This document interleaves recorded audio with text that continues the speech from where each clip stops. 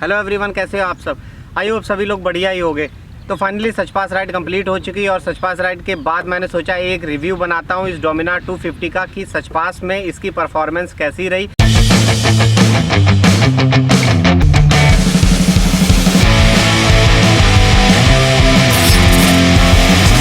इस वीडियो बनाने का मेन पर्पस यही है कि इस बाइक के परफॉर्मेंस के बारे में मैं आपके साथ अपने व्यू शेयर करने चाहता हूँ। इसमें मुझे क्या अच्छा लगा, क्या बुरा लगा, कोई कमी है तो वो सब चीज़ भी मैं इसमें आपके साथ शेयर करूँगा।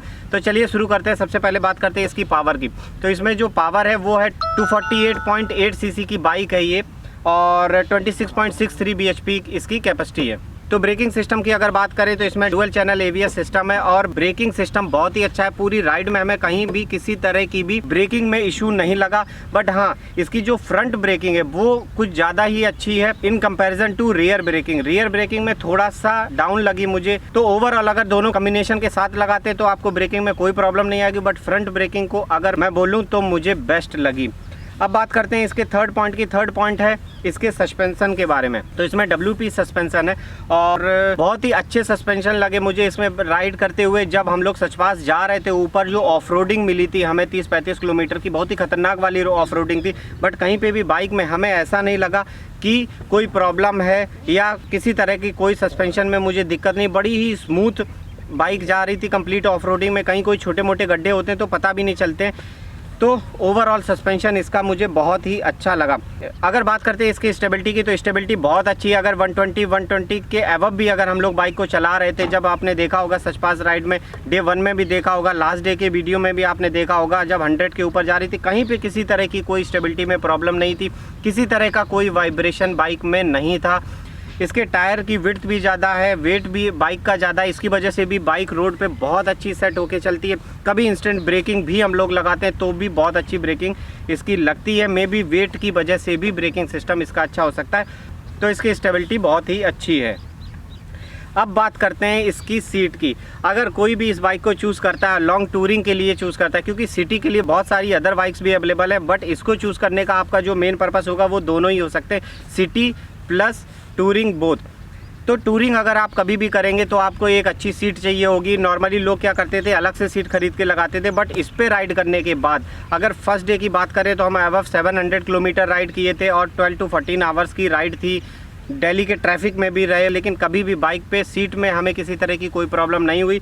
ये इसकी जो स्टॉक सीट है, जो कंपनी फिटेड सीट है, वही बहुत अच्छी है। मे बी कंपनी ये सब टूरिंग बाइक ही डिज़ाइन की है तो फिर उन्होंने हर चीज़ को इस हिसाब से डिज़ाइन किया है कि लोग अगर लंबे समय तक भी इसको राइड करते हैं तो इसको आसानी के साथ इस पर बैठे रहे बिना किसी प्रॉब्लम के। तो अगर इसकी सीट की बात करें तो मुझे इसकी सीट में कभी कोई प्रॉब्लम नहीं हुई, कभी फील नहीं हुआ कि किसी अलग सीट की कोई ज़रूरत है। तो सीट के बाद अब बात करते हैं इसकी लाइट की। अगर लॉन्ग टूर पे कोई भी जा रहा है तो लाइट होना बहुत ज़रूरी है। अगर आप चाहते हैं कि इसमें एक्स्ट्रा लाइट हो जिससे दूर का भी आप अच्छे से देख सकें तो आप एक्स्ट्रा मॉडिफिकेशन करवा सकते हैं, बट ऐसी कोई रिक्वायरमेंट इस बाइक में फील नहीं होती है।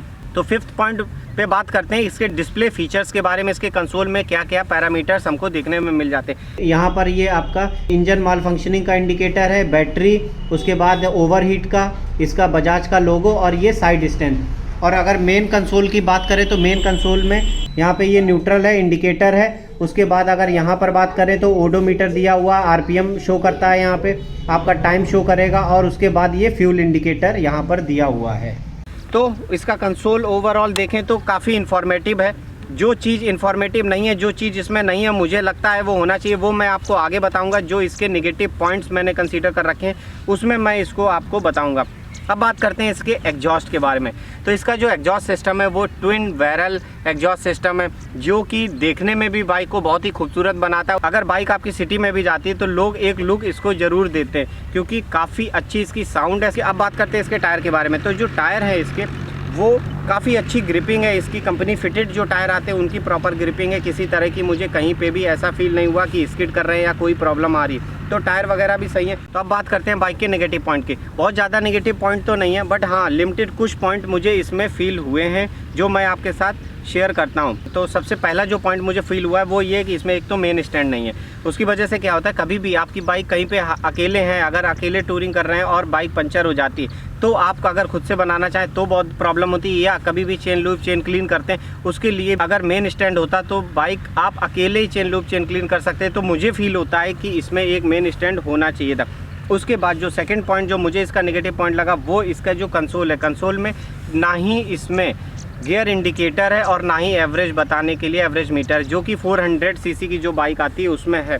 तो अगर गियर इंडिकेटर होता है तो बेटर रहता है। थर्ड पॉइंट जो मैंने सचपास राइड में इसको फील किया वो ये है कि इसमें जो रियर ब्रेक है, जो पीछे का ब्रेकिंग सिस्टम, वो उतना अच्छा नहीं है जो होना चाहिए था। मतलब मुझे ऐसा फील होता है कि वो थोड़ा सा कम है। ब्रेकिंग पूरी ABS है, लेकिन फ्रंट के कंपैरिजन में बैक का ब्रेकिंग सिस्टम उतना स्ट्रांग नहीं लगा, मुझे इतना अच्छा नहीं लगा। इसके जो टायर हैं वो थोड़े से पतले, इसकी वजह से क्या होता है, बाइक राइड में कोई प्रॉब्लम नहीं होती, बट बाइक के लुक में थोड़ा सा डिफरेंस आ जाता है कि आप अगर डोमिनार 250 और 400 को पीछे से लुक देखेंगे तो 250 के कंपैरिजन में 400 का लुक थोड़ा सा ज़्यादा हैवी लगता है, बल्कि लगता है, तो वो थोड़ा सा क्लासी भी लगता है। अब बात करते हैं सबसे इम्पॉर्टेंट नेगेटिव फैक्टर की, जो मैंने सचपास राइड में फील किया वो ये कि इसमें जो इंजन माल फंक्शनिंग का इंडिकेटर है वो बाइक को अगर आप हाई स्पीड पे चला रहे हैं 100 के बाद भी कभी कभी वो ऑन हो जाता था और फिर वो ऑफ़ नहीं होता था। होता क्या था कि कई बार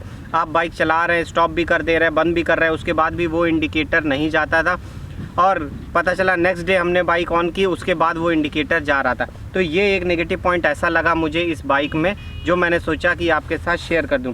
तो ओवरऑल बाइक के बारे में बस इतना ही था। अगर इसके प्राइस की बात करूं तो ये मुझे पड़ी थी 1,90,000 की। ओवरऑल इस बाइक के बारे में मैंने आपको सब कुछ बता दिया, अपना रिव्यू बता दिया कि मुझे ये बाइक कैसी लगी, सचपास के बाद मेरा क्या एक्सपीरियंस था, सारे पॉइंट्स बता दिए। तो आई होप आपको ये वीडियो पसंद आया होगा। चलिए मिलते हैं नेक्स्ट वीडियो में, तब तक के लिए बाय बाय, टेक केयर।